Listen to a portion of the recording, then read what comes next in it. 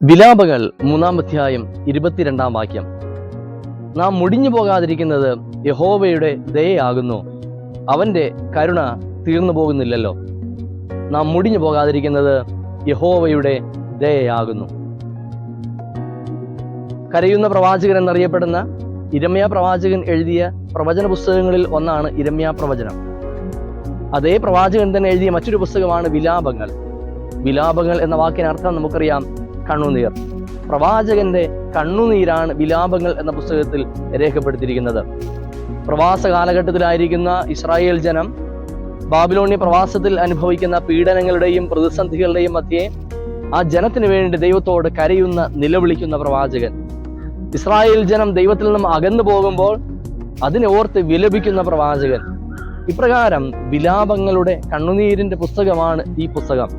എന്നാൽ അതേ പുസ്തകത്തിൽ തന്നെ ഏറ്റവും പ്രതീക്ഷയുടെ, പ്രത്യാശയുടെ വചനങ്ങളും ചേർത്തിരിക്കുന്നു എന്നാണ്. വിലാപങ്ങൾ 3-ാം അധ്യായം 22-ാം വാക്യത്തിൽ പ്രവാചകൻ പറയുകയാണ്, നാം മുടിഞ്ഞു പോകാതിരിക്കുന്നത് യഹോവയുടെ ദയയാണ്, ആ കർത്താവിന്റെ കരുണ തീർന്നു പോയിട്ടില്ല. മാത്രമല്ല, അത് രാവിലെ തോറും പുതിയതും അവന്റെ വിശ്വസ്തത വലിയതും ആകുന്നു എന്നാണ്. പ്രതികൂലങ്ങളും പ്രതിസന്ധികളും എല്ലാം നമ്മുടെ ജീവിതത്തിലുണ്ടാകാം. ഇന്ന് ബന്ധനത്തിന്റെ അനുഭവത്തിലൂടെയാണ് ജനം കടന്നു പോകുന്നത്. എന്നാൽ അതിന്റെ മധ്യേയും ഇസ്രായേൽ ജനതയോട് പ്രവാചകൻ പറയുകയാണ്, മറന്നു പോകരുത്, നാം നശിച്ചു പോകാതിരിക്കുന്നത്, നാം മുടിഞ്ഞു പോകാതിരിക്കുന്നത്, നാം തീർന്നു പോകാതിരിക്കുന്നത് ദൈവത്തിന്റെ ദയയാണ്, ദൈവത്തിന്റെ കരുണയാണ്. ഈ ദൈവത്തിന്റെ കരുണ നമ്മുടെ ജീവിതങ്ങളിൽ അനുഭവിപ്പാൻ കഴിഞ്ഞിട്ടുണ്ടോ? രോഗങ്ങൾ നമ്മുടെ ജീവിതത്തിലുണ്ടാകാം, കടഭാരങ്ങൾ നമ്മുടെ ജീവിതത്തിലുണ്ടാകാം, മനസ്സിനെ തകർക്കുന്ന വേദനകളും നൊമ്പരങ്ങളും നമ്മുടെ ജീവിതത്തിലുണ്ടാകാം. ഇപ്രകാരം അനേകം പ്രതികൂലങ്ങളും പ്രതിസന്ധികളും ഒക്കെ നമ്മുടെ ജീവിതത്തിലുണ്ടാകാം. പക്ഷെ എങ്കിലും നമ്മുടെ ജീവിതം മുൻപോട്ട് നീങ്ങുന്നുണ്ട്.